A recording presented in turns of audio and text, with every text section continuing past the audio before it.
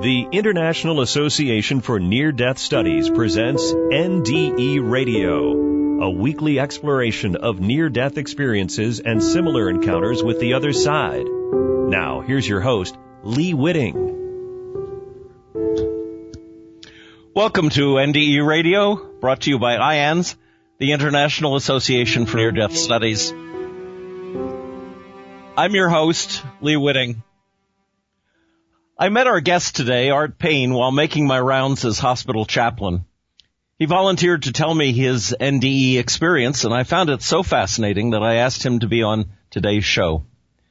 Art is a writer, an artist, fantastic painter of seascapes and boats, a boat builder, and a sailboat captain.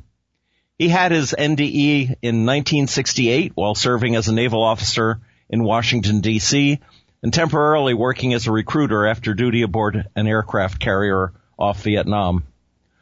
Art was burned over 50% of his body and spent 4 months recovering at Bethesda Naval Hospital. He now lives in a fishing village in Maine and has become well known as a marine painter. He's married and has 2 children and 1 grandchild. Art, welcome to NDE Radio. Well, thank you. This seems miraculous. I know. Here I am. I'm off in Arizona this week, and you're in Maine, and we can do all this through Chicago and actually have an audience. Art, you haven't shared your NDE experience with many people before this, have you? No, actually, I haven't. I've done it, a few times when I've run across people older people in particular, who were nearing death, including my own mother, who somewhat lost her faith. She had been a Christian her whole life, but it wasn't working for her, and I don't know why I don't share it very much. I guess maybe it's like a World War II combat veteran. It was like combat for me, and I don't let it out that much, but I've decided to do it for you. Yes, well, I certainly appreciate that, and I think the audience will too when they hear about it. Do you want to start with your the prelude to it all was kind of a romantic encounter? Well, yeah, that was very much mixed up with it. In fact, when I tell this, I'm going to make an attempt not to make it a romance, because that's not the important part of the story, at least for you. But yeah, when I came back from Vietnam, I was never actually in country in Vietnam, but within sight of it,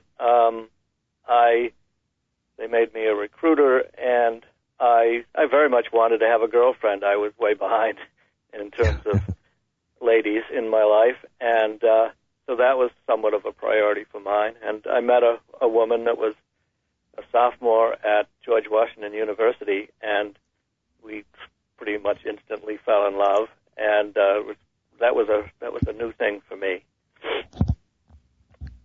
And tell us how your accident happened and how she was able to save you. Yeah, that was a real surprise. I hardly knew the woman. Our relationship had progressed real fast, but it's not like I felt like I really knew her, and there were many, many, many mysterious aspects to her. 1 or 2 of which really worked in my favor, as it turned out. I think I was trying to impress her with my mechanical abilities. I'd always been an auto mechanic, partly because I just couldn't afford good cars. And I owned a 1964 Mercury Comet, nice little car. Well, and I felt like it didn't have enough power, so I decided I would rebuild the carburetor.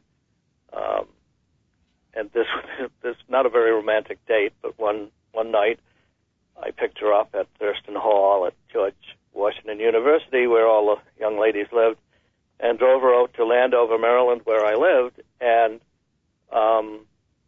after fooling around a little bit, I decided to do this carburetor. So I took it off the car and I dumped it in a bucket of gasoline. I had bought a rebuild kit from J.C. Whitney, and I disassembled the thing and put all the little accelerator pumps and jets and springs in and put it back together.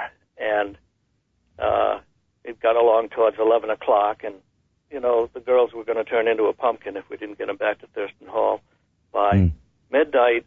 So I had to get the thing going. So I bolted the carburetor back on the car. It was getting to be evening, and I tried to start it. I cranked it, and it wouldn't start. And at that point, my clothing was pretty well permeated with gasoline fumes. So anyway, when it wouldn't start, I went back in and got Patty and asked her to come out and, crank the car for me. And she did that. She got in the car, and I had the hood open anyway, and I leaned over the front of the car, and the bucket of gasoline that I had been washing everything out in was sitting there on the curbstone next to me. And I did what stupid men do from time to time. I've met many, particularly with lawnmowers when they won't start. I just cupped a little of that gasoline in my two hands. And I've done it myself. Yeah, I held it over the throat of the carburetor because the air cleaner was off. And I opened my hands up and drizzled a little gasoline in there, and I asked Patty to crank the car, which she did. And then, that's when it began. And then the next 3 or 4 seconds of my life stretched out, and they stretched out like an hour. I had all the time in the world to experience just an amazing number of things, some of which I suppose you've experienced because you had an NDE yourself. I had all the time in the world. And not that it was enjoyable time because I was burned really badly. So as soon as she turned the key, I looked down in the intake manifold and I saw a light go on. And I thought to myself, kind of jokingly, hey, wait a minute. I'm a mechanic. There's no light bulbs down inside of an intake manifold. And of course, that was just the front of the fire coming at me. And it came at me and I blew up. And I was on fire everywhere I had clothing. And that's really when it began. And I realized then, I think it was propitiated by the fact that I realized, wait a minute, no one lives through anything like this. I'm going to get burned, I thought, over my entire body. No one lives through this. And so I figured, wow, this is amazing. The strange thing is I wasn't disappointed. I wasn't horrified. It's almost like I'd been expecting it in a way. I didn't reckon the things that I hadn't done in my life. I was instantly kind of peaceful, despite the horrible pain. I've never had pain, obviously, never had pain like that ever again in my life. But I didn't think I was going to have any more life. At that point, I just figured I was dead. And then my life flashed before my eyes. They make jokes about your life flashes before your eyes. Well, that happened to me. But I think Lee, one of the things that when I told the story to Lee in the hospital, he was intrigued by the fact that this is a strong argument in favor of evolution for those people who question it. I didn't start as myself, as a little baby. I distinctly remember starting as like some lower life form. I felt like an amoeba, or I felt like a paramecium, or I felt like, and then it progressed, and I was a fish, and I could feel my little tail wagging back and forth, and there were all these other fishes around me, and I remember one of the milestones was I remember crawling up on land with my little proto hands or whatever, and breathing air for the first time, without having to breathe it in the water. I could breathe air. And it went on. This all happened pretty quickly, and I was like a monkey swinging in the trees, having a great time, enjoying myself. And then on to when I became a human. And then I was a little baby, and I was a twin, and there was other little baby just like me, and right on through my own life, which was only a small end part to this whole recapitulation of my life. When I was me and I was happy, I had a girlfriend finally, and I had escaped all of the Vietnam threats, which owned me for 10 years of my life. And I had everything I ever wanted. I had this beautiful girl. And then it's kind of hard to decide at what point something else happened and I went somewhere else. I guess I'm not even certain when it was, but it was about then. It was before I needed to get one last look at Patty, which was very important to me. But before then, I went someplace, and this is going to seem similar to all those other near-death stories. I first of all, the thing that hit me was probably at that point in my life, previous to the getting ignited, I was as happy a young man as I've ever been in my life. I'd escaped Vietnam alive. I had a girlfriend, which I'd always wanted. She was amazing, brilliant, beautiful, everything, all I ever wanted. And so I was that happy. And I was living in a city, Washington, D.C., and the streets were wide and sparkling and beautiful, and it just couldn't have been better. But the thing that hit me when I went to this other place that I perceived was that it was infinitely happier even than that. The first thing that just hit me like a bomb was the happiness. It was happiness cubed. And then the part of it was definitely the white light. Definitely the brilliant, brilliant white light, which for me was up and to my right, and it was swirling around and around, and I was aware. And then there were all of these other, I call them angels, souls. No one had a body. I didn't have a body. It was an unnecessary thing to have a body. And they were all sympathetic. They were all pulling for me. They were all welcoming me to whatever that place was. Total welcome. And part of it, though, Lee, was it was a selling job. They wanted me to stay with them, whatever that place was. And beyond that, they wanted me to stray my soul, or the kind of the center of what I was, over towards where this white swirling light was. And I knew if I went into that swirling light, it would suck me in, and I would go to some place, and there, those entities, those angels or whatever, those beautiful voices, all sort of promised me, as incredibly happy as it is right here, it's even going to be better when you get to the other end of that thing there. But I was afraid of it. I didn't want to go there. I did not want to go there. I wanted to live out my life. At this point, it was like, I guess, what you call an out-of-body experience, because my view of the scene was not that I was up there in the air being exploded in front of a car. I was looking at me being up there, kind of just frozen in the air with flames coming off me. But I was next to where Patty was, sort of near the door of the car, looking at me, and that's when it got really weird, because I remember negotiating with those things, whatever they were, and having all the time in the world to negotiate what comes next. And I said to them, and they said, look, compare the happiness here to the happiness. I mean, back there, you're burning, you're in pain. You know, it's horrible there on Earth.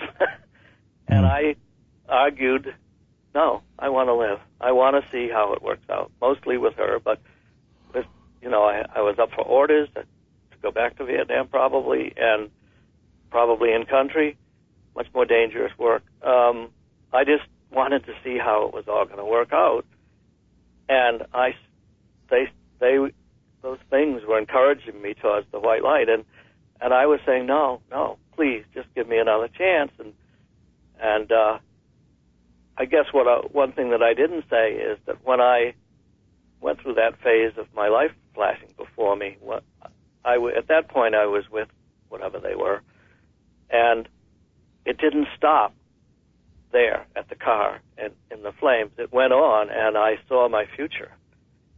And those angels or whatever you call them, said, you're not supposed to see that. You can't let you go back because you saw it. And I said, okay, I'll forget. I promise you, I'll forget. I'll forget what I saw.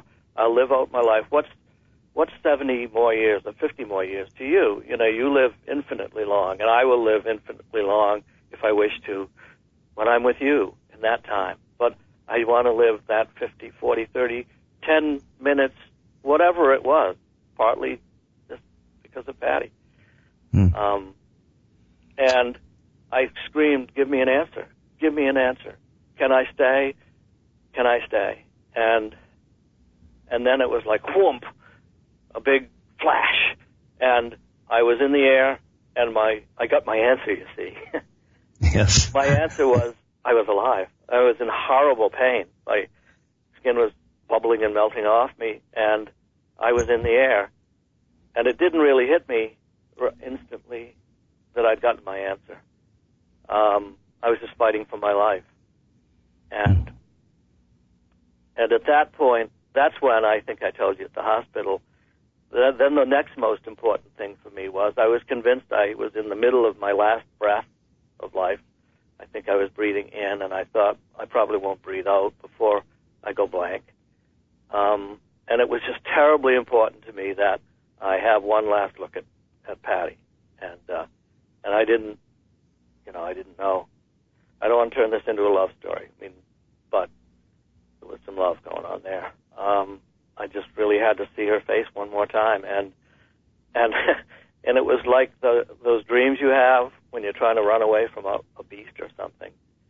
It was like I was in Jell-O. Nothing moved fast. The whole time thing was all screwed up, and I tried to turn my head over to the right to the car door where I figured she would be, and it just moved so slowly, but finally, and I can remember how joyous I was. I saw her coming out of the car. She was coming as fast as she could, and I looked at her, and it was just such a relief. It was so important. And then I thought, I'm up in the air, and I thought, okay, I've done that. Now we got to come up with a plan. And I thought to myself, in high school, they told stories about what you're supposed to do if you ever get on fire. You're supposed to drop and roll. You're not supposed to run, and because you're going to have this instinct that you can run away from the fire. And I got to tell you, even if people listen to this program and think it's a bunch of hooey, they want to listen to some things. They want to listen to you're not supposed to drizzle gas into the throat of a carburetor, and you're supposed to listen to the fact that you don't want to run, because yes, there is an incredible instinct to run. And I think the only reason I didn't is because Patty was there, and I didn't want to die 60 yards away. If I was going to die, I wanted to die and say goodbye or whatever. And then I thought, I can't do this alone. If I roll on the ground, the flames will just keep coming back, and I'm going to be toast. Mm-hmm. And I thought, can't do this alone. And then I thought, I do have someone else with me here. And I thought, I'm going to find out. I'm going to find out what she's made out of and what we're made out of. And boy, didn't I. Because, she was a model. She used to do some modeling. And the deal was she ended up to keep her clothing that she modeled in. Mm-hmm. And she had gotten this beautiful, brand new, bright red, like a navy pea coat, only it was bright red. And she was wearing it that evening. And when I turned to look at her, I thought, holy shit, she's taking that coat off. And she's coming at me with that coat. And I thought, oh, man, wow, I hadn't even thought of that. So as soon as I hit the ground, she was on me with that coat. And then we turned and we looked at each other, and it was like we'd practiced it our whole lives. We talked really fast. What do we do next? Take off this, take off that, bunch that up, put that out, roll again. We just worked together like an incredible team. And within I don't know how many seconds, it seemed like minutes, we had the fire pretty much out except for my pant leg, which was down around my ankles, and I got one leg off, but the left one was on there, and our four hands just grabbed that part and squeezed it against my ankle, and that's where I was burned the worst. It almost took my foot off. Now, tell the audience, Art, what her background was that made her so adept at putting out fires. Well, sometimes I wonder if she was an angel herself because, for one thing, she had the most beautiful voice I've ever heard in my life in a woman, and voice was important to me in women that I dated, more important than many other things. And she had a beautiful voice. But ultimately, she came and visited me at the hospital every day in Bethesda. Because of that, she flunked out of George Washington eventually. But and we lived together, 1270 New Hampshire Avenue, Northwest, Washington, D.C. And I got talking to her later. I knew that she had been a baton twirler. She had told me that, and had cheerleader and all that back in Washington State. But what I didn't know, and only found out months afterwards, was that she, like some baton twirlers at the time, she twirled fire. And she used to go out in the middle of big stadiums in the night and twirl these batons and throw them around. And so, I mean, Lee, was it luck? Was it just luck that I run into, little Patty, I won't give you her last name, from Snohomish, the darling of Snohomish County, who went all over the West twirling fire? Was that just luck? No, that wasn't just luck. that was meant to happen, as you well know, Art. Well, I suspect. The thing is that was it just bad luck that you decided to put that gas into the carburetor, or was that meant to happen too? Do you know the answer to that? Did I tell you the answer to that? I don't think so. Okay, well, I'll tell you now. I mean, I don't know for certain, but I know this, that once I was in Bethesda, I got my new orders. And Patty was there. We were sitting on the bed in a burn ward, and the new orders came, and they were to report to Quang Tri, which is an air base just south of the DMZ. And I was a Navy officer at the time, but to work with the Marines and fly around in the back of a little spotter plane and spot fire from a battleship, the Iowa, which had been recommissioned. Pretty dangerous orders. And as it turned out, months later, I didn't have to go because crispy critters, that's what we called ourselves. We all called ourselves crispy critters, didn't get reassigned into tropical countries, but I had no way of knowing that. So this might have saved your life. Well, here's one thing that happened is that I got married eventually, not to Patty, but someone else, and have had a wonderful marriage. And one of her best friends was a Marine, and like any veteran, I'm attracted to other veterans, particularly people who were there at the same time as me. And it turned out this guy's last name is my middle name. Who knows about coincidence? And we became fast friends. And it turned out, I mean, is this coincidence, that he was stationed at Quang Tri on June 6, 1968, when I was scheduled to relieve a man named Lieutenant Laframboise. Wow. And I mean, was I fated to find this out, to meet the one man who would know that? And I asked him, I said, did a naval officer come in and relieve someone at a boat that time? And he said, it's funny you asked that. A naval officer did come in, and he relieved.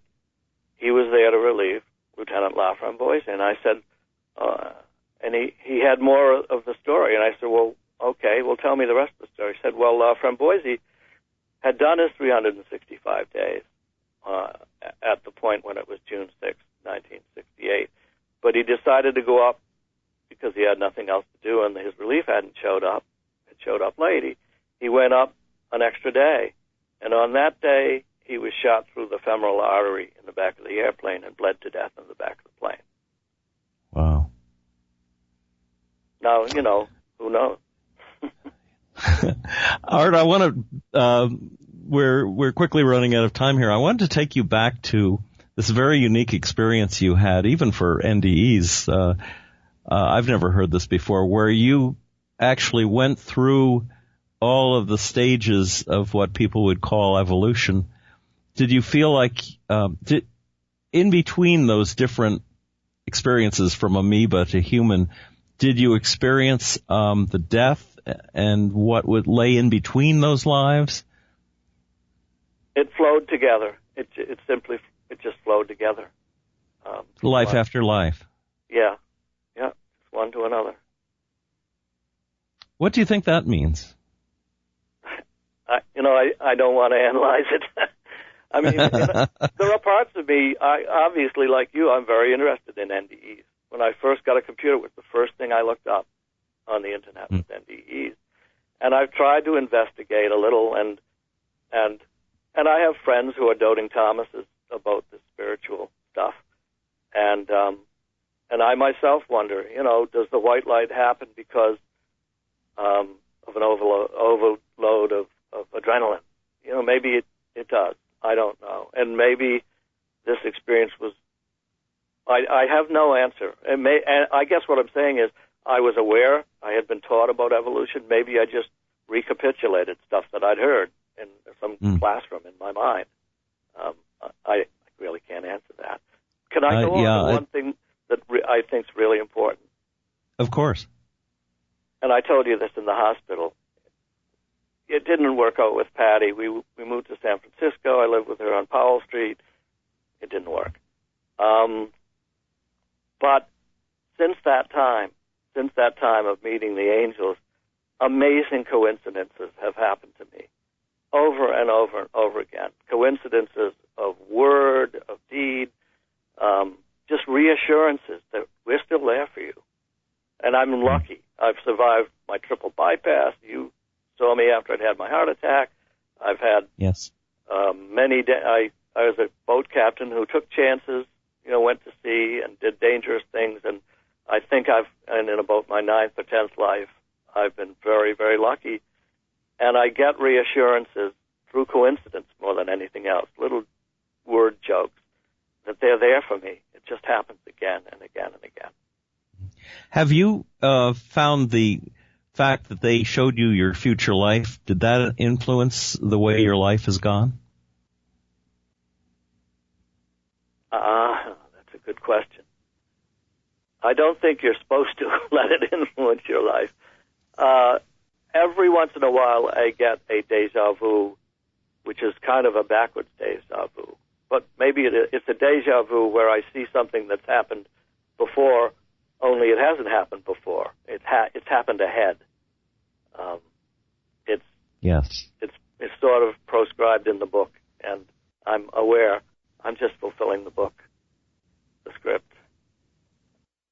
I know that's a bad answer, but have you thought of writing a book about your experience? Somebody asked me if I wanted to do a painting of it. Yeah, I've written. I think I did. I've written 2 That books. was one of my suggestions. Well, I might just do that. Yeah, I have thought of that. I want to protect Patty's privacy, and that's probably the biggest reason. I mean, she went on to become an amazing success in her life and married an amazing man. She was into men, and she got the best of the best of the best. And unfortunately, he died. But I think the only reason I don't write it is because I couldn't publish it in my lifetime or while she's alive. So I've decided not to do that, I guess.